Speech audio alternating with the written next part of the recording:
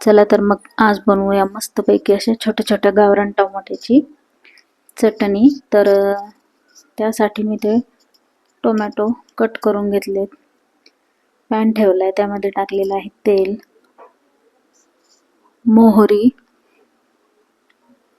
मोहरी तडतडली की कांदा टाकायचा आहे, कढीपत्ता, आणि त्यानंतर मी इथे टाकलेला आहे ठेचा हिरवी मिरची आणि लसणाचा.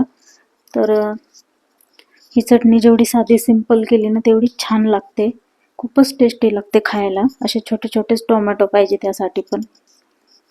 तर ठेचा टाकल्यानंतर फ्राय झालं सगळं, कांदा ठेचा टाकलेला, तर त्यामध्ये कट केलेले टोमॅटो टाकायचे, हळद, लाल तिखट आणि थोडासा अंबारी मसाला टाकायचा आहे